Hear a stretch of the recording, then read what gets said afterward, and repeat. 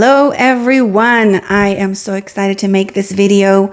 I want to dedicate this one to my grandmother. Savta Esther, I love you, אני אוהבת אותך, wherever you are in existence right now. And I want to dedicate this to all the women, to all the sisters in every space and time. I'm going to do 2 series short videos. I'm going to try to make them short about Purim and about Esther, and why this holiday, especially this year, is so symbolic, is so important, and why it's so important that we understand the codes of it. The Jewish tradition has nothing to do with religion, as I speak about in a lot of my videos in the last 2 years.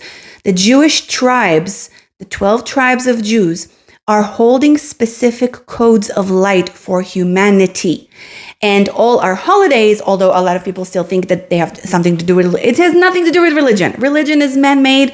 It came later on. It has nothing to do with Judaism. Judaism, we actually hold very important, vital keys with the laws of the universe, with light. Light equals truth. And so if you want to understand what this specific holiday means, and by the way, the Jewish holidays are not just for Jews. The Jewish holidays, like I said, because it's not about religion, we celebrate it because we honor it. We know these dates are important. There are these portals in the universe that hold specific wisdom for us and light and open doorways for us for our evolution, but they're for everyone. And so I want to inspire everyone, especially with this holiday, the holiday of Purim, which I love. Purim is an incredible holiday. When I was a little kid, our parents dress us up. A lot of people kind of say, oh, it's like the Jewish Halloween. It has nothing to do with Halloween. It is not the Jewish Halloween. There are 2 very, very separate holidays. Yes, we put costumes in both of these holidays, but with a completely different meaning, intention, and symbolism behind it. So Purim is the Jewish holiday that commemorates an attempted genocide. Does that sound familiar to you guys? I wonder who's committing genocide now. And no, it's not Israel. Israel has never committed genocide. It never will commit genocide. It is the other side. But I'm not going to go there today because today we're celebrating Purim. And so it's the attempted genocide, again, which has happened many times to the Jewish people, and its reversal. It comes from the book of Esther, where the Jewish people are saved not by miracles in the sky, but by strategy, timing, and a brave woman who understands power. But here's the key. Everyone wears costumes. Why do we wear costumes in Purim? Because Purim teaches a brutal spiritual truth, that reality itself is costumed, is a facade. Now, this matrix is a facade, right? So evil rarely looks evil. Right? In reality, evil looks like the nice guy. Evil looks like the people who are fighting for justice right now, but actually don't give any shit about justice. Again, I'm not going to go into the politics of today, but we are seeing it in front of our faces. Power rarely announces itself, right? This is also happening in reality. Power, the real power, stays hidden sometimes. It stays quiet. It works silently behind the scenes. God is hidden. Now, this is an important code in Purim. In this specific book of Esther in the Bible, God is actually hidden. He's not a part of the story, and we're going to get there. Truth survives by discernment, not appearances. And on Purim, kings are fools. Kings are made to be fools. Queens are warriors. Execution tools reverse direction. Identity is revealed. Identity is revealed by being played with. So this is not a play. This is ritual magic. And I said this before in my videos. So there are 2 very, very, very important. All the tribes of Earth are important. 2 of them are the most important, especially for us right now: the Jews and the people who have dark skin. And I will explain. By the way, I am half black. I told this before. I know some people don't believe me, but my father is very black. He's very dark skinned. My mother is very white skinned. So I know I look white, but I can literally be in the sun forever and not get burned. I love my Thank you, Father. Thank you for the skin you have given me and my hair, of course. So why am I saying this? Because Jews are the keepers of light. Jews are the keepers of the codes of truth for humanity. Most Jews, I would say almost all Jews right now, forgot that. That's why I'm hoping that we will remember who we truly are beyond the tiny little the idea of religion that has put us in this very distorted box. Number 2 are the people with dark skin. They are the keepers of the codes of magic. Very important. Why are these 2 groups of people have been demonized, enslaved, and hated for so many generations? Give that a moment and think about that. All right. So again, I talked about this in other videos. This video is a happy one. It's about Purim. So ritual magic. Notice that these are patterns of ritual magic. We're going to go a little deeper.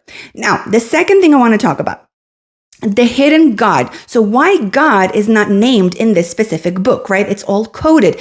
The Jewish Bible, which we think, again, it's a religious book. It's not a religious book. It is a coded book.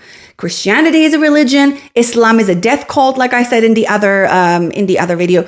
Judaism is not a religion, okay? So in the entire book of Esther, God is never mentioned. That's not a mistake. Okay, that's an actual code, like I said. So Purim reveals another spiritual law.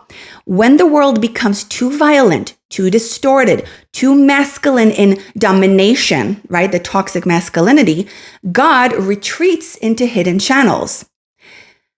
Now, God becomes subtle here, right? And I want to say this. Why does God become so silent when this toxic masculinity is so in your face? It is because it is feminine. God is she. God is the divine mother, the eternal womb that we all come from and that we all come back to. And so in Purim itself, and especially in these 2 videos I'm going to make in the next one on Esther as well, again, it's another kind of reminder for us that God is a she. It was never a he. And as soon as we made God a he, a masculine, which is a lie, we have fallen. Humanity has fallen. So here's where so in the deepest esoteric layer, right, God didn't disappear. She withdrew. So she withdrew back, and she's working behind the scenes, just like Esther in the story itself, right? So God as the mother. So the return of the mother, and we are feeling it. Those of us with the eyes to see, with the hearts to feel, we are feeling that in all this chaos and darkness, the mother is rising. I called my sex magic school of Isis and Lilith Mother is Rising for a reason. I started a school about 15 years ago, and I named it Mother is Rising for a reason. So long before patriarchal religion was kind of hardened and took place, God was mother. It was she. She was not meek. She was not submissive or silent. She was wise. She was strategic. She was creative, erotic. Everyone had their freedom of expression, of joy, of sexuality, which we have seen completely distorted and destroyed and demonized within the patriarchy. And she, the mother, was terrifying when she was crossed. She wasn't a punisher like the male God version. The mother never punishes, but she awakens you. She will burn all your shit, and so you can awaken back into your light. So the mother hid when men fell into domination, control, and conquest, and their shadow and their ego. She hid when the feminine was distorted into obedience instead of intelligence. And she didn't do it because she was afraid. Obviously, she is God. She is source. She is everything. She did it for a reason. You know how sometimes a mother needs to let her children learn the hard way and go through their lesson the hard way? That's what the mother did. And we have seen this in generations. She kind of led us, and there's no time and space in Source's eyes. And so we have gone through generations of this shit because we are closing cycles of karma that we have created ourselves. Now, she returns when women remember who they are. I've said this for many years now. Women, sisterhood, we are the ones who are going to save the world. The women are going to lead the way, just like we're seeing everywhere in the world now that matters. Look at Iran. I did the video of Iran. Look at what was happening in Iran. Is women forging the new path, like destroying the patriarchy, destroying the most demonic forces possible. It's only women who are going to do it. And a very few group of good, solid, divine masculine men that are going to join us. Unfortunately, there's going to be very little of you guys, but we need every one of you. Now, she's rising and she's returning not through force, not through violence, but she's returning through clarity and through truth. And that's why, again, the dark forces right now are trying to, again, create a genocide like we see in the book of Esther against the Jews, because the Jews are holding truth. And why do we want to destroy the dark forces? The first thing that are going to want to destroy is truth. So look at my other video I did about Islam, Jews, and the dark forces, okay? And again, she's rising through truth. It's undeniable. It's unavoidable truth. You cannot destroy truth. Truth is always going to rise up to the surface again. And so is the mother, because the mother is the main truth of all of us. Always has been, always will be. Now, I want to mention Esther. Of course, we have to mention Esther in this video just a little bit. In the next one, I said I'm going to do especially about Esther. So watch part 2 if you want to go deeper into Esther. Now, Queen Esther is not passive, right? She doesn't rush into things. She does not moralize. She does not expose evil prematurely. What she does is she waits and she watches and she invites the enemy closer and she lets him overplay his hand, right? So it's like that sentence, keep your friends close, but keep your enemies closer. That is a very, very wise sentence. Those of us who feel energies from other people and see through their shadows, we know how important that sentence is. And in also self-protection of these kind of people. The real dangerous people in your life, you want to keep them close.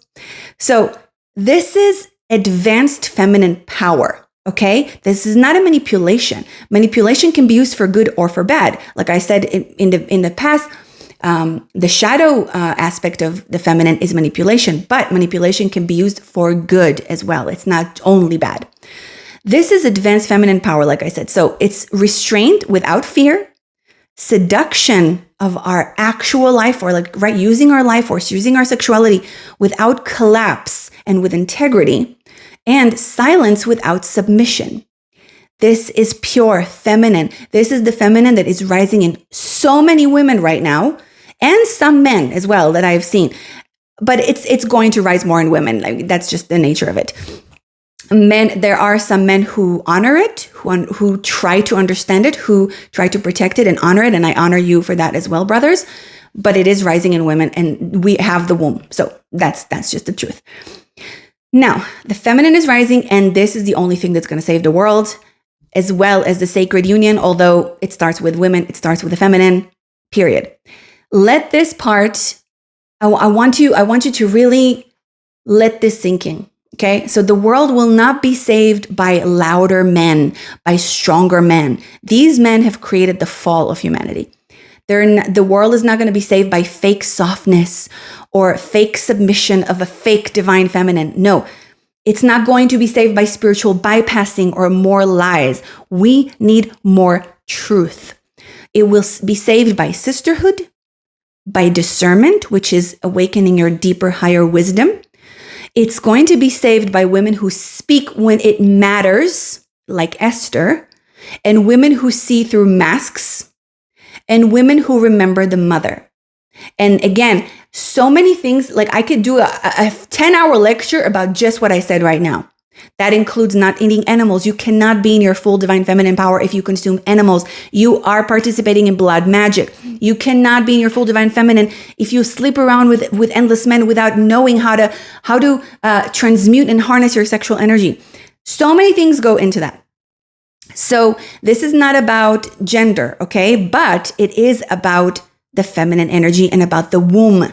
The womb is the key here. The womb is an alchemical tool and a portal, and nothing you can, like this generation that is trying to distort gender, you can destroy it. Like I said, truth, you can never destroy it. You can distort it. You can try to manipulate it. You cannot destroy like pure truth. And that's the pure truth.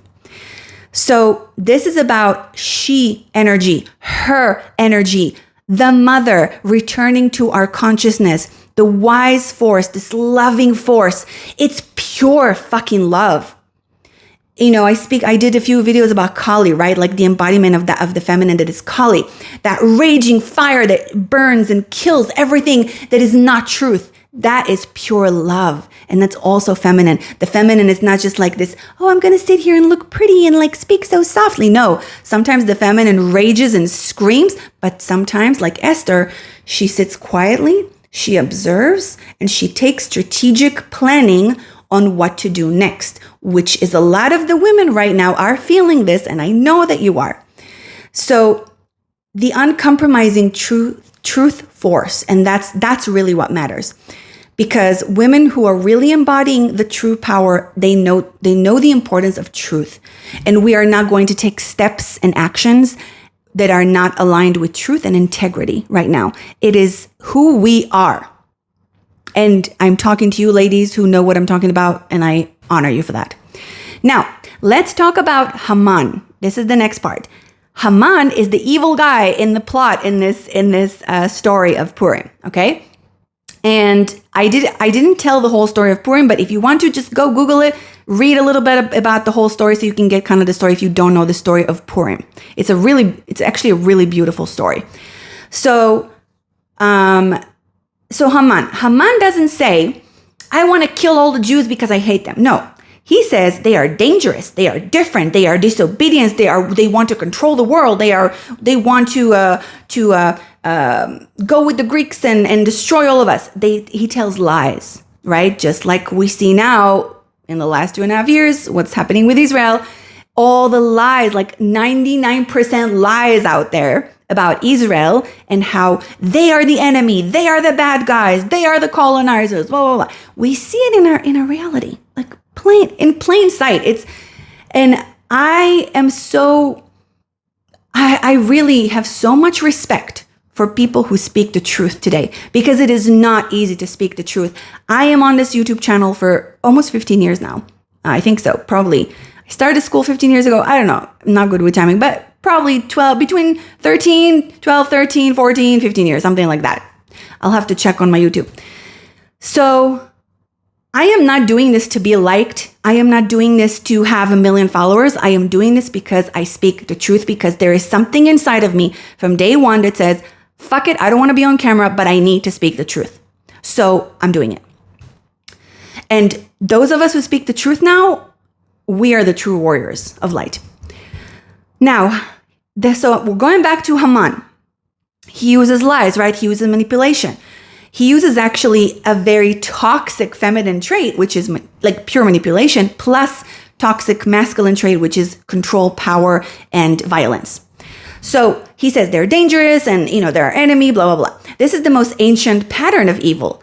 Destruction wrapped in morality. And we are seeing it again everywhere today. Like the people who were shouting free Palestine, but like we didn't hear anything when the women are being killed in Iran and they're being raped and killed in Iran. Where are you? Where are you? Shout. Where are you? Where are your voices?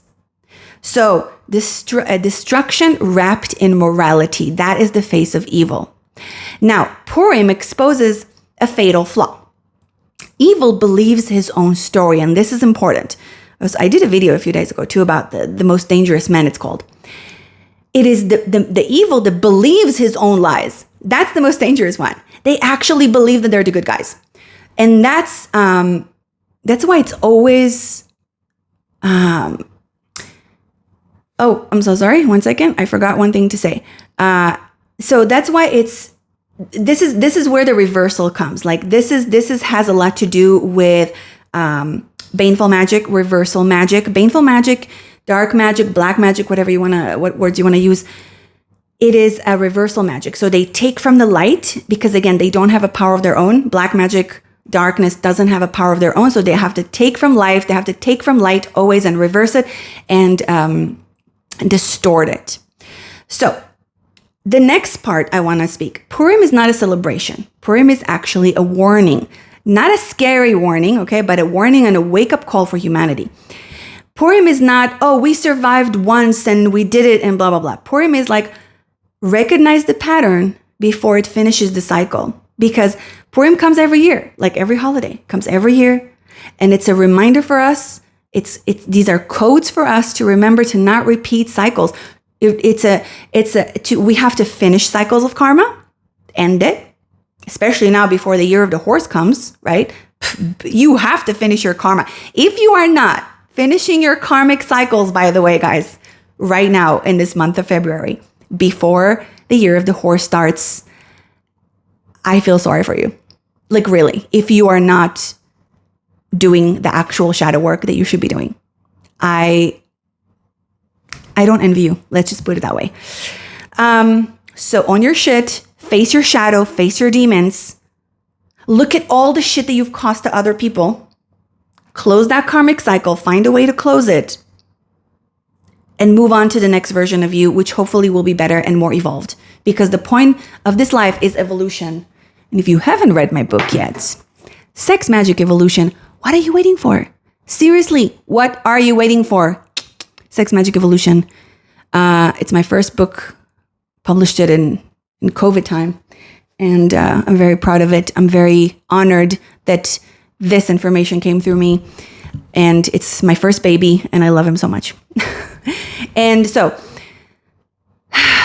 let me take a breath. So, Purim again teaches unity over fragmentation, which is very needed right now in the world.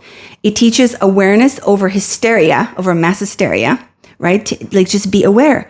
Just have wisdom and be aware. Don't rush into things with hysteria. It teaches us inner sovereignty over saviors, right? We're not going to wait for the external saviors to save us anymore. We are the savior. Like Esther, she was like, I'm not going to be this pretty girl in the palace waiting for someone to rescue me. I am the savior. I am her. I have to use my voice, even though it means that I might get killed, that I will probably get killed. That's what happens in the story. She goes into the king not being invited, and that's by the law of the land of those days. It's you die if you go to the king without being invited. You are sentenced to death, and she did that to save her people. So Purim also teaches again that you are the savior, and of course about the rising of the feminine force right now in all of us, which I'm going to go through in the next video. So can you see through the costume? Can you see through the masks? That's also what Purim invites us. Or will you mistake performance for truth? Which is very easy to do right now, and especially again in spiritual circles, and I mean really everywhere in the politics arena, in entertainment. So many masks. I mean everyone is wearing masks. Can you discern someone's true identity with a mask? And most importantly, can you see your own masks that you have built throughout your whole life? Because a person that doesn't see their own masks is very dangerous and can become very evil and very easily can become a tool for demonic forces. I've seen it, guys. In a second, you can do that. A demonic force can enter a person in a split second. All right, so Purim reminds us that the mother never left. She simply waited until we were wise enough to recognize her without needing her name, because we know her, because she's beyond name. She's within all of us. We all come from her, and we are all going to return to her. And I love you so much. I'm going to continue this in the next episode about Esther. And if you haven't read my book before the year of the horse enters, through this process, it is the best time to start working with dragons. So if you want to work with dragons, if you always wondered how to work with dragons, what dragons really are, Igniting the Dragon is going to help you. This is my smallest book, actually, so it's not very difficult to read. And then I also have The Last Priestess, which tells you the story of the fall of humanity, the story of the fall of the temple of Isis and Lilith, which I bring the information from. So just I speak of only this timeline of the dimension that I come from, the temple of Isis and Lilith, of the King Solomon story, and the truth about King Solomon and what he did. He was actually a dark wizard. I have Symbols of Sex Magic is my second book. I highly recommend. Some people start with this one, and some people start with Sex Magic Evolution. I always recommend to get both of these together because they take you to different journeys. And I have a lot of couples who love to read Sex Magic Evolution together in bed every night. And then I have my novel, Promised in Fire. This is a very powerful novel. It is about a Hasidic Jewish girl in a parallel universe where Hitler was killed by a Jewish boy. And of course, the Sex Priestess Manual, which is my biggest book. You cannot even see how big this book is on camera. It's huge, and it's even small. Like, it's huge. It's like how much? It's big. Just so you can see, like, next to this book how, and it's huge. So, and then of course I got my children's book. I got one in English. Everyone Has a Fairy, and I have one in Hebrew. Adrakon Sheshomer Alai, the dragon that protects me. I'm probably going to make this one in English too for English speakers. So I love you all so much, and may this Purim, even if you don't celebrate it, you don't have to celebrate it, whether you like it or not. This portal is happening on the day of Purim. So if you know about it, it will just help you move and work with the energies of that day a lot better. I love you so much. I am a priestess of the temple. I am a sister of all my sisters, and I will always pray and hold the vision of a more evolved world, and for all our brothers to wake up to their power, for all our sisters to wake up to their power, so we can create a better world for our children and for all animals and nature. And I love you all so much, and I will see you in the next one.